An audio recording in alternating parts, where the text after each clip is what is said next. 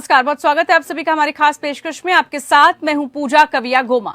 सिसोदिया की सुरक्षा पर सियासत हो रही है। जो आम आदमी पार्टी के दूसरे सबसे बड़े नेता और दिल्ली के पूर्व deputy CM Manish Sisodia Tihar jail में हैं। आम आदमी पार्टी ने जेल के अंदर मनीष सिसोदिया की हत्या होने की आशंका जताई है।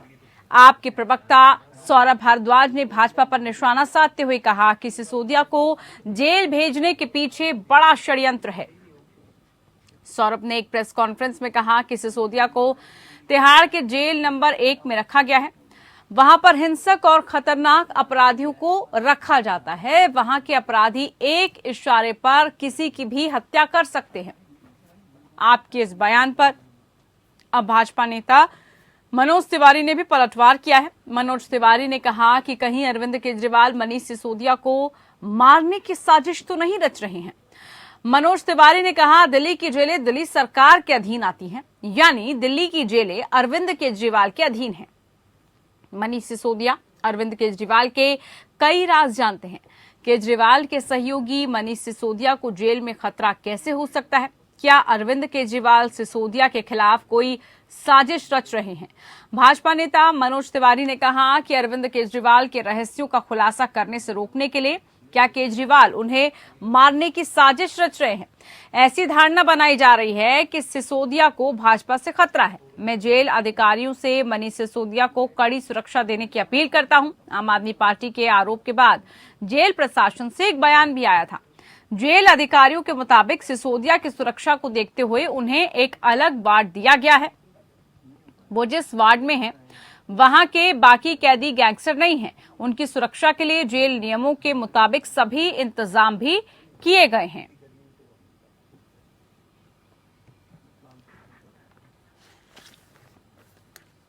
तो मनीष सिसोदिया की सिक्योरिटी यानी कि सुरक्षा को लेकर अब सियासत शुरू हो गई है। एक के बाद एक इस पर आरोप प्रत्यारोप भी चल रहे हैं। एक तरफ आम आदमी पार्टी लगातार ये आरोप लगा रही है कि उनकी सुरक्षा को खतरा है, जबकि दूसरी तरफ बीजेपी का पलटवार ये है और यहां तक कह दिया गया है कि शायद आम आदमी पार्टी ही इसके पीछे कोई षड्यंत्र या साजिश रचने की कोशिश कर रही है। लेकिन बड़ा सवाल ये कि आखिरकार जेल में किस तरह की सुरक्षा के मापदंड है और किस तरह की सुरक्षा मिलने के वो हकदार है, इसको लेकर हम जांच भी करेंगे, पड़ताल करेंगे, चर्चा करेंगे। खास मेहमान हमारे साथ जुड़ चुके हैं। हमारे साथ प्रदीप सिंह जी बीजेपी प्रवक्ता के तौर पर जुड़े, बहुत स्वागत है कार्यक्रम में आपका। रमेश श्रीवास्तव जी हमारे साथ आम आदमी पार्टी की तरफ से जुड़े, बहुत स्वागत कार्यक्रम में आपका।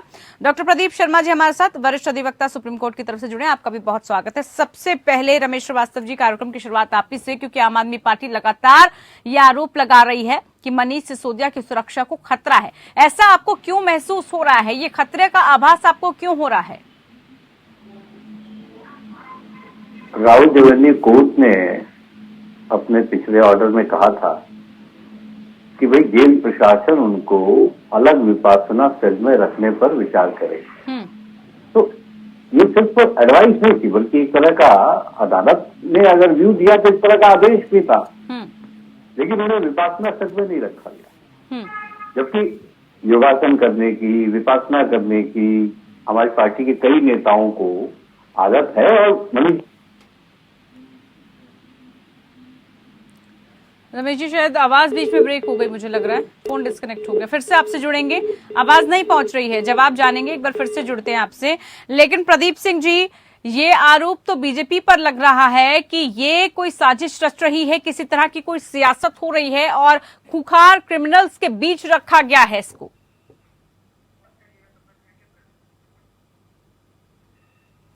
चलिए फिर से उनसे सवाल भी लेंगे, चर्चा को जारी रखेंगे, लेकिन इस बीच कई गंभीर सवाल अब उठ रहे हैं। आपको बता दें कि कुछ ही समय बाद ये कहा जा रहा है कि सौरभ भारद्वाज खुद इस पूरे वाक्य को लेकर, इस प्रकरण को लेकर प्रेस कॉन्फ्रेंस भी करेंगे। प्रेस कॉन्फ्रेंस में कई खुलासे वो करने वाले हैं कि जो आम आदमी पार्टी पर यह आरोप लगाया जा रहा है कि दरअसल आम आदमी पार्टी के अंडर में, क्योंकि जेल की सुरक्षा, जेल मंत्रालय सब कुछ है, उसके बावजूद भी वो इस तरह का आरोप कैसे लगा सकते हैं बीजेपी पर। दूसरा सवाल यहां पर यह उठ रहा है कि अन्य कैदियों की भांति क्या मनीष सिसोदिया को भी वहीं पर रखा गया है या फिर उनके लिए कुछ अलग तरह के नियम, कायदे, कानून है? इसको लेकर भी हम समझेंगे कि एक आम व्यक्ति जब जेल में जाता है या फिर कोई भी बड़े पद पर पहुंचा हुआ अधिकारी या फिर कोई भी नेता जेल में जाता है तो क्या सबके लिए अलग अलग गाइडलाइंस होती है, क्योंकि बार बार सुरक्षा को लेकर सवाल उठाए जा रहे हैं। सुरक्षा आखिरकार किस तरह से मिलती है, और अगर सुरक्षा के लिए जो भी कारण जिम्मेदार हैं या उनको नहीं मिल पा रही है तो उसके पीछे क्या कुछ वजह है, ये भी दरअसल समझने की हम कोशिश करेंगे। लेकिन इस बीच एक बात स्पष्ट हो चुकी है कि सियासत अब मनीष सिसोदिया की सुरक्षा को लेकर शुरू हो गई है। सियासत लगातार हो रही है, आरोप प्रत्यारोप भी चल रहा है। आम आदमी पार्टी और बीजेपी लगातार इस मुद्दे पर आमने सामने है। आम आदमी पार्टी का आरोप है कि सुरक्षा में जानबूझकर चूक बरती गई है। अब ऐसे में जेल प्रशासन की तरफ से भी प्रतिक्रिया आ चुकी है। हालांकि जेल प्रशासन ने इन सभी चीजों का खंडन कर दिया है। जेल प्रशासन ने कहा है कि ऐसा कुछ नहीं है, मनीष सिसोदिया की सुरक्षा को किसी तरह का कोई खतरा नहीं है। उनको सुरक्षित वार्ड में रखा गया है, पूरे सुरक्षित माहौल में उनको रखा गया है। किसी तरह की कोई भी जो कहा जा रहा है आपराधिक प्रवृत्ति और खूंखार जो अपराधी हैं वो उनके बैरक के आसपास हैं। लेकिन जेल प्रशासन ने स्पष्ट कर दिया है कि ऐसा दरअसल कुछ भी नहीं है। अब ऐसे में साजिश आखिरकार कौन रच रहा है मनीष सिसोदिया के खिलाफ? मनोज तिवारी ने आम आदमी पार्टी को घेरा है इस वाक्य को लेकर, और सौरभ भारद्वाज लगातार इस पर अपनी प्रतिक्रिया दे रहे हैं। कुछ ही समय बाद ये कहा जा रहा है कि आम आदमी पार्टी इसको लेकर एक प्रेस कॉन्फ्रेंस भी करेगी और प्रेस कॉन्फ्रेंस के माध्यम से क्या बड़े खुलासे वो कर सकती है, ये भी हमें देखना होगा।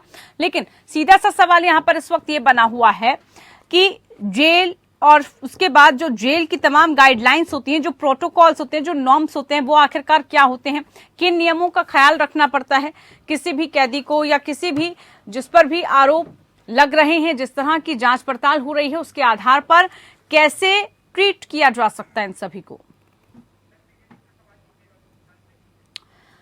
तो प्रदीप सिंह जी हमारे साथ जुड़े हुए हैं, बीजेपी नेता। प्रदीप जी, सवाल मैं आपसे ही पूछ रही थी कि आप ही पर यह आरोप लगाया जा रहा है कि दरअसल बीजेपी एक खास मंशा के तहत ये सब कुछ करवा रही है, और अब तो इस बात को लेकर भी आप पर सवाल उठने लगे हैं कि मनीष सिसोदिया की सुरक्षा संदेह के घेरे में है, वो भी सिर्फ और सिर्फ बीजेपी की वजह से।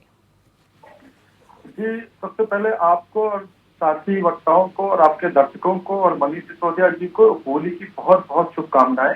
इस त्योहार के बाद आज मैं जुड़ा हूँ आपके चैनल से, और आपके दर्शकों को एक बार पुनः शुभकामनाएं। देखिए, आप इतने समय से कवर कर रही होंगी, देख रही होंगी, चर्चा कर रही होंगी, और आप एक जुमला बहुत फ्रीक्वेंटली सुनती होंगी अरविंद केजरीवाल जी के मुख से, उनके कमल नैनो और मुख से, कि जी सरकार हमें काम नहीं करने दे रही। ठीक है, काम नहीं करने दे रही।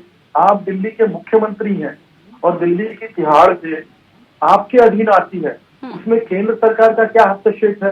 बिना हस्तक्षेप किए आप इतने सारे आरोप लगा देते हैं कि आप सोचते हैं कि आपने जीना आराम कर दिया। ऐसा कुछ होता नहीं है। ये आरोपों के खिलाड़ी अरविंद केजरीवाल जी केवल भ्रमित कर रहे हैं, जनता की सहानुभूति लेना चाह रहे हैं। अभी एक और एग्जाम्पल दे देता हूँ। देखिए, कहा गया कि शिक्षा मंत्री को शिक्षा मंत्री को शिक्षा मंत्री को, अरे भाई, वो शराब मंत्री, आबकारी भी मंत्री थे, इसे क्यों नहीं बताते? और आप दिल्ली की जनता को भ्रमित करना चाह रहे हैं कि भाई शिक्षा मंत्री गया जेल। अरे भैया, आबकारी मंत्रालय भी, आबकारी विभाग भी आपके साथ था, तो उसको कहने में शर्म किस बात की? भाई, मामला सीबीआई में है। राहुल ने भी जो है, अभी एक सीनियर प्रवक्ता है भाई साहब, आम आदमी पार्टी के बड़े विनम्र, बहुत ही भले आदमी है, मैं व्यक्तिगत तौर पर जानता हूँ, लेकिन देखिए क्या है, पार्टी का पक्ष रखना पड़ता है, उसमें जो है बहुत सारे जो है झंझावात सहने पड़ते हैं। राहुल एवेन्यू में जो इनको तर्क दिए सिसोदिया जी के वकीलों ने, उसको कोर्ट ने सिरे से खारिज कर दिया। ठीक है, तो आम आदमी पार्टी का जो चरित्र है कि लांछन लगाओ, आरोप लगाओ, बिना तथ्य के आरोप लगाओ, और न्यायालय में जाकर के लिखित माफी मांग लो, और कोशिश करो उसका विज्ञापन ना, बाकी सबका विज्ञापन हो, लेकिन उसका विज्ञापन ना हो जिसमें आपने लिखित में माफी मांगी है। तो देखिए, सिसोदिया जी जेल गए हैं।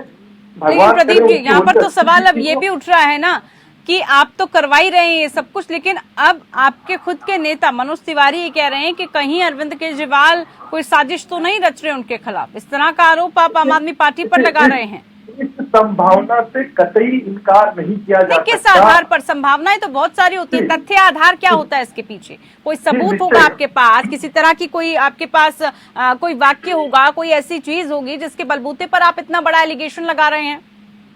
अब देखिए, निश्चय ही आम आदमी पार्टी अगर इस तरह के आरोप लगाती रहती तो उसको फॉर ग्रांटेड मान लिया जाता। जो नहीं, उनसे भी सवाल पूछा जाता है, आधार और तथ्य उनसे भी पूछे जाते हैं।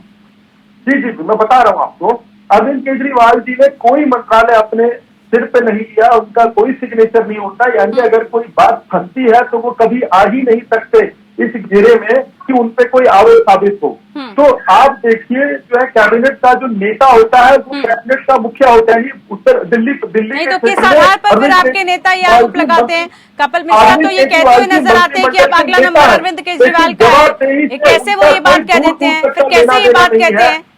किस आधार पर ये बात कहते हैं कपिल मिश्रा साहब कि अगला नंबर अरविंद केजरीवाल का? उनके पास तो कोई मंत्रालय ही नहीं है।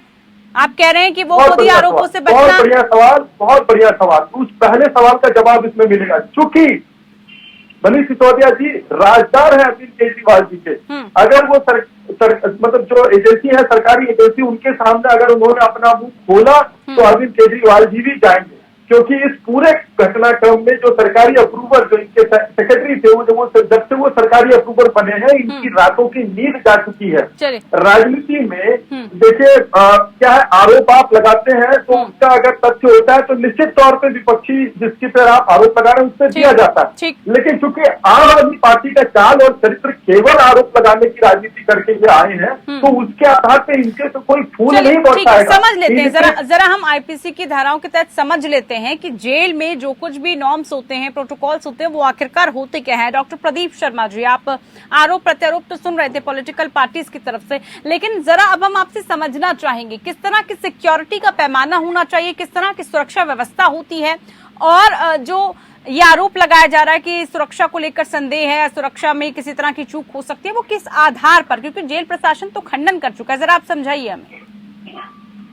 पूजा जी, इसमें देखिए दो बातें होती हैं, एक होती है अजम्पशन, एक होती है प्रिजम्पशन। अजम्पशंस के बेसिस पे कि ये हो सकता है, ये होना चाहिए था, ऐसे हो जाता है, इन सब बातों का लॉ की दृष्टि में कोई किसी तरह की कोई एग्जिस्टेंस नहीं है, किसी तरह की कोई मान्यता लॉ इसको देता नहीं है। रही बात आपके क्वेश्चन की कि जेल के अंदर किस तरह की सिक्योरिटी होती है, मुझे जेल में लेक्चर देने का अवसर पैदा हुआ तो मैं अच्छे से इस बात से अवगत हूँ कि कैसे कैसे जेल की सिक्योरिटी होती है। देखिए, जेल की सिक्योरिटी, क्योंकि आप जानते हैं कि तिहाड़ जेल एशिया में एक ऐसी जेल है जिसमें बड़े से बड़ा और संगीन से संगीन जुर्म का आदमी जो कन्विक्ट है, अपराधी है, वो रहता है। अगर ऐसा होने लगे पूजा जी कि कोई किसी को कुछ भी कर दे तो फिर लॉ ऑफ रूल रहेगा ही नहीं, फिर तो जंगल राज हो जाएगा। जेल की सुरक्षा में हर तरह की, देखिए सबसे पहले आप जैसा मैं सुन पा रहा था कि इंटरनली कैदियों की आपस में के कारण से उनको सिसोदिया जी को शायद जान को खतरा लेकर, अभी मैं चर्चा सुन रहा था उसके बारे में उनका कंसर्न है।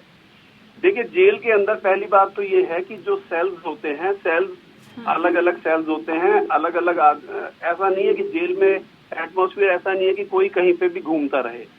वहां पर फिक्स टाइम होते हैं, इतने बजे आप ये सुबह पूजा वगैरह करते हैं, फिर एक्सरसाइज वगैरह होती है, फिर खाने का टाइम होता है, फिर दोबारा से। तो कोई ऐसा नहीं है कि वहां पर कोई फ्रीली कहीं पे भी मूव करे। कुछ वहां पर रिस्ट्रिक्टेड एरियाज भी होते हैं जिसके अंदर जाना किसी भी, कोई जब हाई प्रोफाइल अगर कोई प्रिजनर है, या अभी मनीष जी तो अंडर ट्रायल हैं, तो हाई प्रोफाइल जो इस तरह के कुछ लोग होते हैं, उनकी व्यवस्था, उनकी सुरक्षा को देखकर प्रिजनर जेल अथॉरिटीज हैं, उनका एक अलग से रोल हो जाता है, अलग से जिम्मेवारी हो जाती है। ऐसा नहीं है कि अगर अंदर किसी ने हर्ट करने की कोशिश करी, ये तो हाई प्रोफाइल एक केस है। अदरवाइज भी अगर कोई ऑर्डिनरी कैदी भी अगर जब जेल में होता है तो उसके ऊपर हर तरह की एक सीसीटीवी से एक एरिया कवर्ड होता है। हर जो कैदी होता है उसकी मूवमेंट हर एक जेल अथॉरिटीज की नजर में होती है। सुपरिटेंडेंट के अलावा उस पर्टिकुलर सुपरिटेंडेंट एक अलग है जो उस पर्टिकुलर जेल को हेड करता है। उसके बाद डिप्टी सुपरिटेंडेंट, उसके बाद असिस्टेंट सुपरिटेंडेंट, और उसके बाद यानी कि डॉक्टर प्रदीप जी कई लेयर्स की सुरक्षा होती है, और जैसे आपने कहा वो तो अभी अंडर ट्रायल है, तो किसी तरह की कोई सुरक्षा में चूक नहीं हो सकती है। और जिस तरह के एलिगेशन लगाए जा रहे हैं कि बड़े वहां पर खूंखार अपराधी भी रहते हैं, ऐसे में कुछ भी वहां पर हो सकता है, तो क्या हाँ मैं एक बात कहना चाहूंगा, अपराधी तो बाहर भी रहते हैं।